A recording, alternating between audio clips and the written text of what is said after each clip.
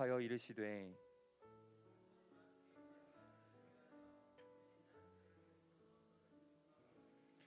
그 종들을 보내어 그 청한 사람들을 혼인잔치에 오라 하였더니 오기를 싫어하거늘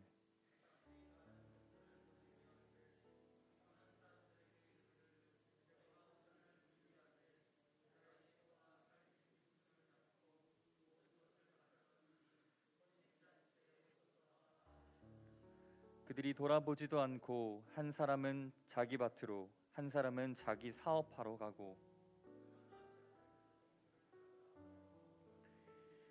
임금이 노하여 군대를 보내어 그 살인한 자들을 진멸하고 그 동네를 불사르고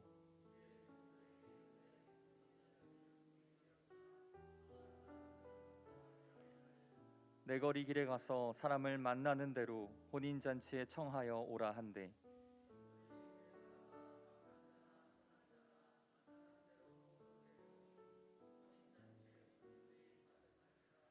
임금이 손님들을 보러 들어올새 거기서 예복을 입지 않은 한 사람을 보고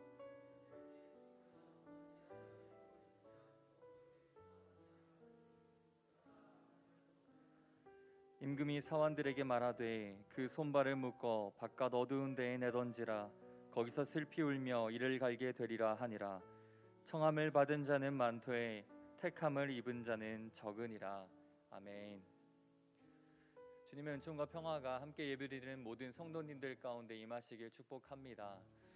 오늘 설교의 제목은 잔치입니다. 여러분은 이 잔치라는 단어를 들으시면 어떤 장면들이 떠오르십니까? 사실 제가 자라온 시대와 문화 속에서 이 잔치라는 것을 제가 직접 경험할 일은 많지 않았습니다. 다만 책이나 영상들을 통해서 이 잔치에 대한 모습을 봤을 때 대부분 사람들이 모여서 좋은 식사를 나누고 또 시끌벅적하고 화기애애한 가운데에 그렇게 서로의 기쁨을 나누는 장면이 저는 먼저 떠오르게 되는 것 같습니다. 성경에서도 자주 잔치에 대한 묘사들이 등장합니다. 요한계시록 19장에서는 역사의 완성을 어린 양의 혼인잔치에 비유합니다. 그리고 요한복음에서는 예수님의 첫 번째 기적이 가나의 혼인잔치라고 기록되어 있습니다. 그 잔치에서 물을 포도주로 변화시킨 기적입니다. 오늘 말씀에서도 아들의 혼인잔치를 준비하는 한 임금이 등장합니다. 우리는 먼저 이 비유가 하나님 나라에 관한 이야기라는 것을 알고 있어야 합니다. 성경에서 대부분 잔치에 대한 비유가 나올 때는 하나님의 나라 이야기를 풀어가는 방식이기 때문입니다. 여러분, 이런 바탕을 갖고 오늘 함께 말씀의 길을 걸어보시기를 소망합니다. 우리 첫 번째 제목 함께 읽도록 하겠습니다. 시작. 당한 초청. 1절에서 2절 함께 읽겠습니다. 예수께서 다시 비유로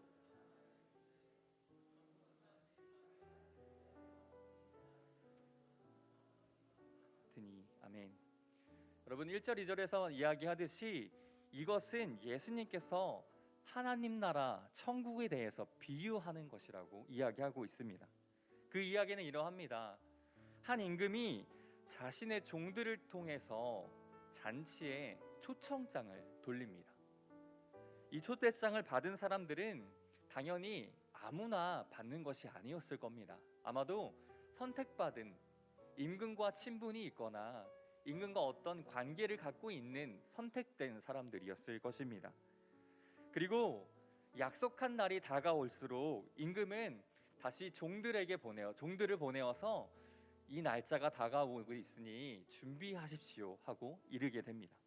그런데 어쩐 일인지 초대받은 사람들의 반응이 하나같이 시큰둥합니다. 뭔가 잘못된 착오가 있나? 뭔가 날짜를 오해한 건가 싶어서 임금은 다시 다른 종들을 보내게 됩니다.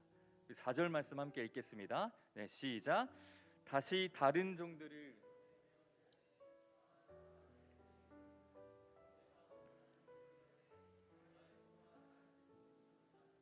모든 것을 갖추었으니 혼인잔치에 오소서 하라 하였더니. 4절 말씀에서 등장하는 나의 소와 살찐 짐승을 잡고 모든 것을 갖추었으니, 이렇게 이야기하는 임금의 모습이 점점 더 쓸쓸해지는 것 같습니다. 잔치는 이미 준비가 되어 있는데 초대받은 사람들만 오면 되는 상황인데 어쩐 일인지 초대받은 사람들이 하나도 오지 않는 겁니다. 3절과 5절을 함께 읽겠습니다. 3절 5절입니다. 시작. 그 종들을 보내어 그 청한 사람들을 오기를 싫어하거늘. 5절입니다. 그들이 돌아보지도 않고 한 사람은 자기 밭으로 한 사람은 자기 사업하러 가고. 3절과 5절에 이들이 오지 않는 이유가 등장합니다. 3절에서는 그냥 오기를 싫어하였더니 하고 조금 평범한 말투로 이야기하고 있지만 5절에서는 그들이 돌아보지도 않았다, 이렇게 이야기합니다. 여러분, 어떤 상황인지 이제 상상이 되고 좀 그려지고 계십니까? 왕의 말을 들은 척도 하지 않는 사람들의 모습이 보여집니다. 임금을 완전히 무시하고 있다는 거죠. 그들은 임금을, 왕을 나의 왕, 나의 임금으로 모실 생각이 없습니다. 만약 임금의 초대를 나의 왕으로 생각했다면 그 어떤 것보다 중요한 일로 생각했을 것입니다. 그런데 이러한 일들을 넘어서는 선을 넘는 행위까지 저지르게 됩니다. 6절 말씀입니다. 그 남은 자들은 종들을 잡아 모욕하고 죽이니. 여러분, 초대를 받은 사람들 중에 어떤 이들은 임금이 보낸 종들을 그냥 면피하고 박대한 것뿐만이 아니라 오히려 이 종들을 잡아서 죽이기까지 한다고 이야기합니다.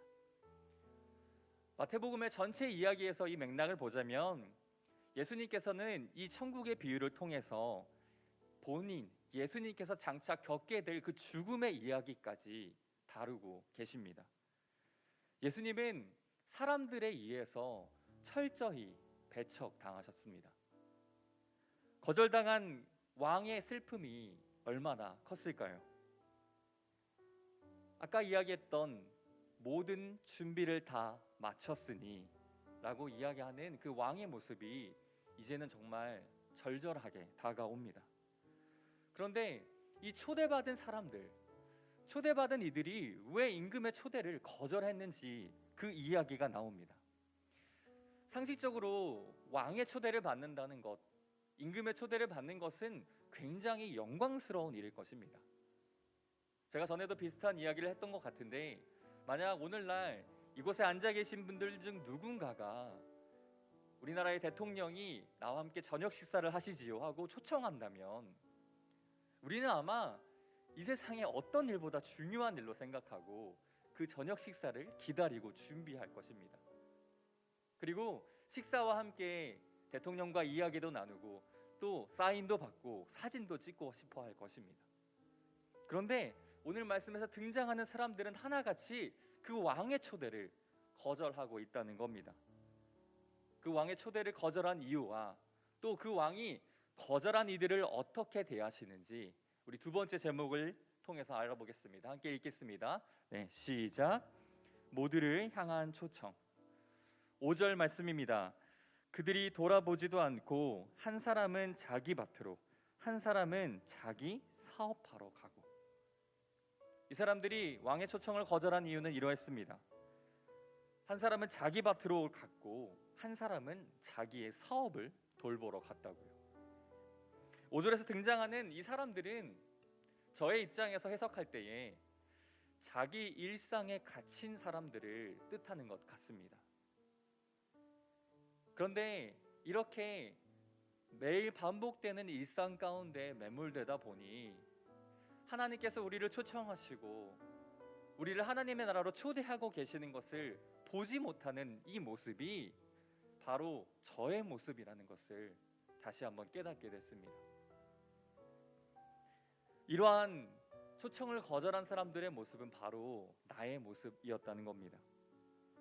우리도 매일마다 우리를 초대하고 초청하고 계시는 그 하나님의 부르심을 나의 일상이 바쁘다는 이유로, 나의 삶에 해야 할 것들이 많다는 이유로 무시하거나 못 들은 척하곤 합니다. 제가 요즘에 새벽 기도를 끝나거나 아침 이른 시간에 일주일에 2번에서 3번 정도는 꼭 책을 들고 산으로 향합니다. 뭐 거창한 산이 아니고요, 원적산의 둘레길이나 천마산의 둘레길에 시집이나 성경책을 들고 갑니다. 그 나무 아래서 책을 읽고 또 나무 아래서 새들의 소리를 듣고 풀벌레의 소리를 듣는 것이 그렇게 큰 기쁨인지는 전혀 몰랐던 것 같습니다. 그런데 제가 이러한 일들을 계속해서 하게 되는 이유는 하나님이 자연 속에서도 나를 부르고 계시는구나 하는 것을 깨닫게 되었기 때문입니다. 생명의 주인이신 하나님께서는, 그리고 온 땅을 창조하신, 모든 피조물들을 창조하신 그분께서 우리를 자연으로도 부르신다는 겁니다. 때로는 강물 곁으로 부르기도 하시고, 때로는 산 그늘 아래로 부르기도 하시고, 요즘처럼 봄꽃이 피어나는 그 꽃 속에도 우리를 부르기도 하십니다. 또 하나님이 우리를 자주 부르시고 초청하시는 곳이 있습니다. 바로 고통받고 억압받는 사람들의 곁입니다. 하나님은 이 세상을 너무나 힘겹게 살아가는 이들 곁에서 이곳으로 오라, 이곳에서 와, 나를 만나거라 초대하고 계십니다.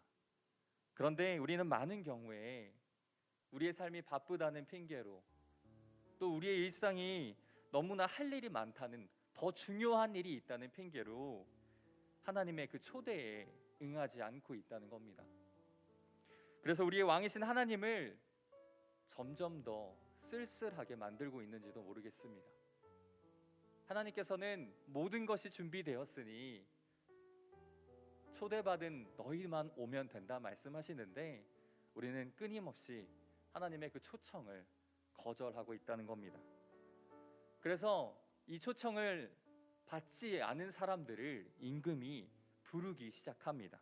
8절 9절 말씀입니다. 함께 읽겠습니다. 시작. 이에 종들에게 이르되 합당하지 아니하니 내 거리 길에 가서 사람을 만나는 대로 혼인잔치에 청하여 오라 한대. 혼인잔치는 준비되었는데 초대받은 사람들은 이것을 받을 만한 자격이 없다 이야기하십니다. 이 이야기가 얼마나 무섭고 두렵게 다가오는지 모르겠습니다. 그리고 하나님은 초대받았던 이들에 대한 이런 무시무시한 선언을 하신 후에 새로운 사람들을 초대하십니다. 종들에게 내 거리 길, 사람이 가장 많이 다니는 그 길에 가서 아무나 만나는 대로 잔치에 청해 오라 이야기합니다. 종들은 큰 길로 가서 만나는 대로 사람들을 데리고 왔습니다. 그리고 마침내 그 잔치 자리가, 연회의 자리가 손님들로 가득 차게 됩니다. 이 말씀을 통해서 예수님의 잔치는 누구에게나 열려 있다는 것을 다시 한번 깨달았으면 좋겠습니다. 10절 말씀 함께 읽겠습니다. 성경책에 있습니다. 10절 말씀 시작. 종들이 길에 나가 악한 자나 선한 자나 만나는 대로 모두 데려오니 혼인잔치에 손님들이 가득한지라. 여러분, 이 잔치는 선한 사람만 오는 잔치가 아니었습니다. 이 잔치는 돈이 많고 높은 지위에 있는 사람들, 그 잔치에 초청받을 만한 품격이 있는 사람들만 오는 잔치가 아니었다는 겁니다. 분명히 선한 자나 악한 자나 누구든지 이 잔치에 데려오라고 이야기하십니다. 하나님의 나라 천국은 선한 사람만 가는 곳이 아니라 때로는 우리가 함께 하고 싶지 않은 사람들, 우리의 곁을 내주고 싶지 않은 사람들도 예수님께서 부르고 계신다는 겁니다. 우리가 마음으로 용납하기 어려운 사람들조차, 나의 삶 가운데 손해를 끼치고 내가 정말 원수처럼 생각하는 사람들일지라도 하나님께서, 예수님께서 그분의 나라로 부르신다는 겁니다. 우리는 이것을 인정해야 합니다. 초대를 받아들이거나 그 초대를 거절하는 것은 온전히 그 사람의 선택일 뿐입니다.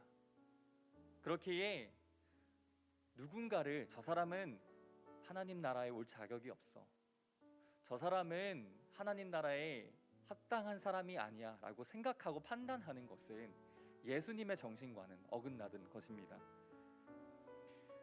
스스로 자격이 없다고 생각했던, 길을 지나다니던, 일상을 살아가던 사람들이 이 잔치에 초청을 받았고 이제 그 잔치에 참여하게 됐습니다.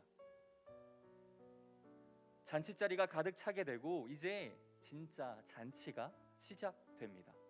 우리 세 번째 제목 함께 읽겠습니다. 네, 시작. 초청받은 사람의 예복.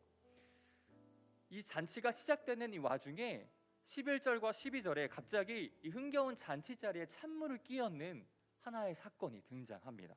함께 읽겠습니다. 임금이 손님들을 보러 들어올세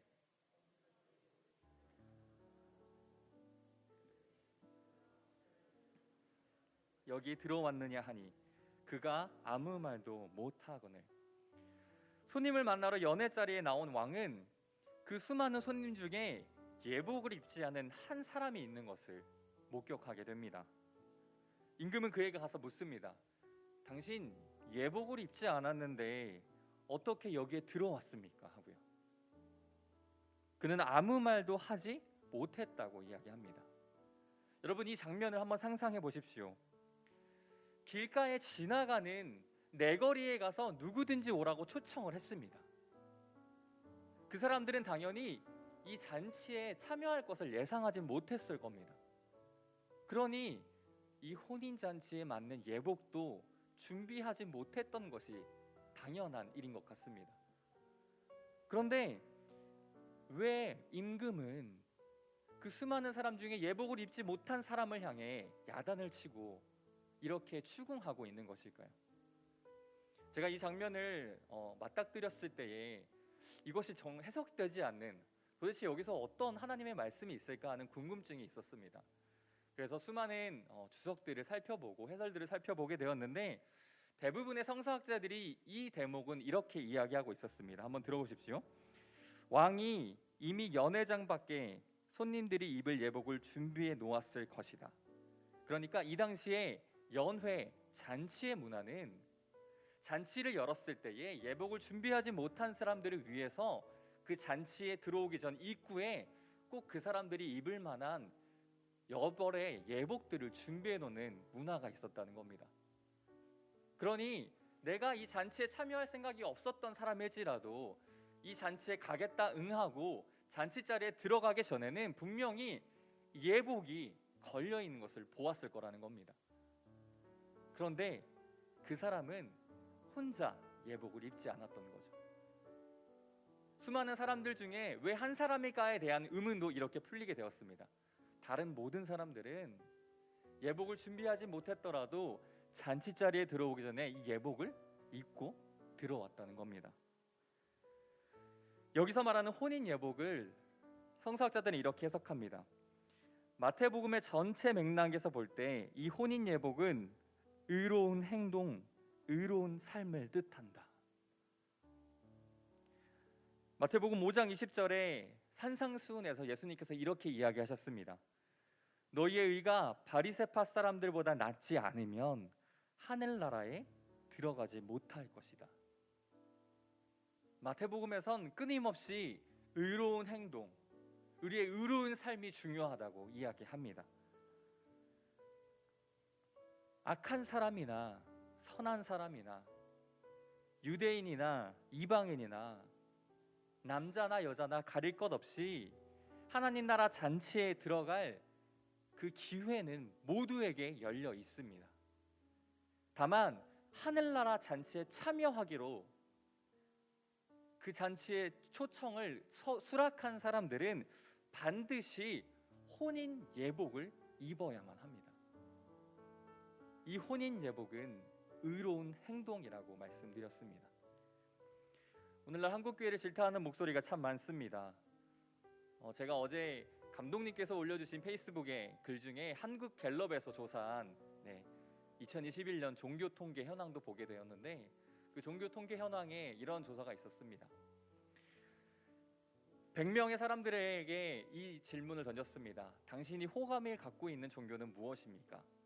그 중에 6명의 사람, 6%의 사람이 이렇게 이야기했다고 합니다. 개신교에게 호감이 있습니다.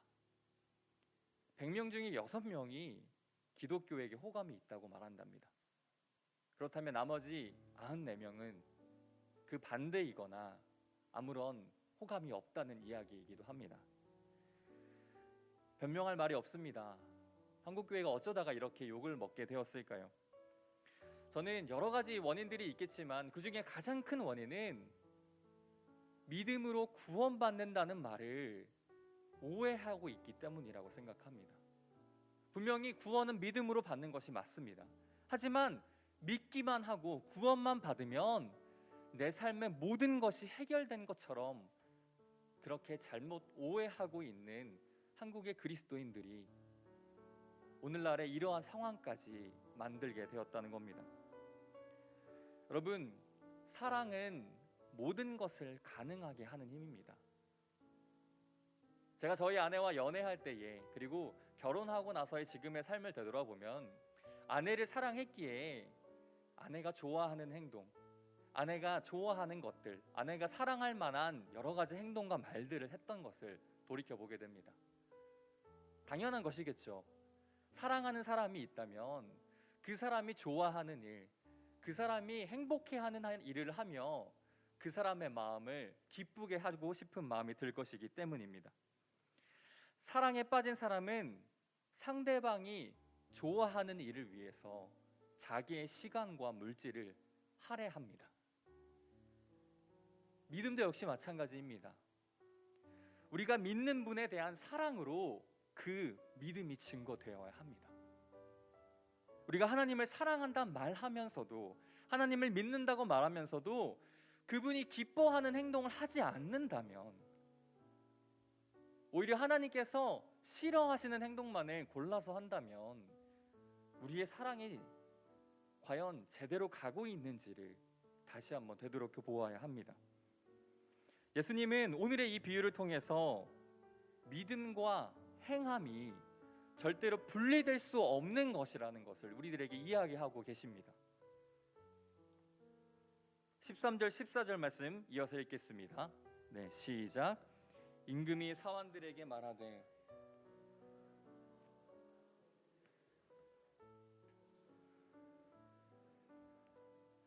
청함을 받은 자는 많되 택함을 입은 자는 적으니라. 행함이 믿음을 증거합니다. 여러분 믿으십니까? 우리의 의로운 행동이 우리가 하나님을 사랑한다는 것을 증거합니다. 예복을 입지 않은 이들이 이제 무서운 일을 당하기 시작합니다. 바깥 어두운 데로 내쫓고 배척당하게 된다는 겁니다. 저는 이 말씀이 정말 무섭게 다가왔습니다. 한 번도 저의 구원이 흔들리지 않고 나의 구원에 대한 확신이 바람 속에 왔다 갔다 하지 않았는데, 오늘 이 말씀에 청함을 받은 이들조차 어두운 바깥에 쫓겨나는 모습이 어쩌면 나에게 하는 말일 수도 있구나 하는 생각이 들었기 때문입니다. 여러분, 초대받았다는 사실, 구원받았다는 사실에만 기뻐해서는 안 될 것입니다. 초대받은 자는 반드시 의의 예복을 입어야 합니다. 구원받은 사람은 반드시 그 구원에 합당한 삶을 살아내야만 합니다. 그것이 우리를 초대하신 임금, 우리를 초대하신 하나님에 대한 예의이기 때문입니다. 14절 말씀에 부름받은 사람은 많지만 택함을 받은 사람은 적다. 이 말씀이 바로 나에게 주는 말씀이기를 소망합니다. 이 말씀을 빛으로 삼아서 오늘 우리의 삶을 다시 한번 조명해 보시길 바랍니다. 혹시나 우리가 여전히 예복을 입지 않은 채 하나님 나라 잔치에 참여하려고 하진 않는지, 그리스도의 마음으로 사람들을 대하고 그리스도의 손과 발이 되어서 살아가야 하는데, 우리가 입어야 할 예복이 바로 그러한 삶인데 이것과는 무관한 채 나는 구원받았으니 이제 그만이다. 이 단계에서 우리의 믿음이 머무르고 있지 않은지 되돌아보았으면 좋겠습니다. 여러분, 잔치는 이미 준비가 되어 있습니다. 믿으십니까? 하나님께서 모든 이들을 이 잔치에 초대하고 계십니다.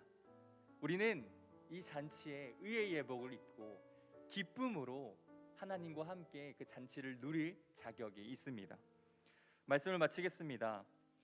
예수님이란 분은 그 존재 자체가 이 땅 가운데 베푸시는 잔치이셨습니다. 예수님이 있었던 곳마다 사람들의 생명이 회복되었고, 사람들의 아픈 마음, 다친 마음, 병든 자들이 회복되었습니다. 이것이 바로 예수님이 잔치이신 이유입니다. 하나님의 형상이 회복되고 분열되었던 사람들이 다시 하나가 되는 일들이 일어났습니다. 이것이 바로 잔치입니다. 여러분, 우리는 이 예수님의 기쁨의 잔치에 초청받은 사람들입니다. 초청받은 자가 입어야 할 그 의의 예복을 잊지 마시고, 매일매일 우리의 삶 가운데에 내가 입고 있는 옷이 어떤 옷인지를 되돌아보시면서 점검하시고, 매일마다 그 초청에 응하며 나아가시는 저와 여러분이 되기를 소망합니다.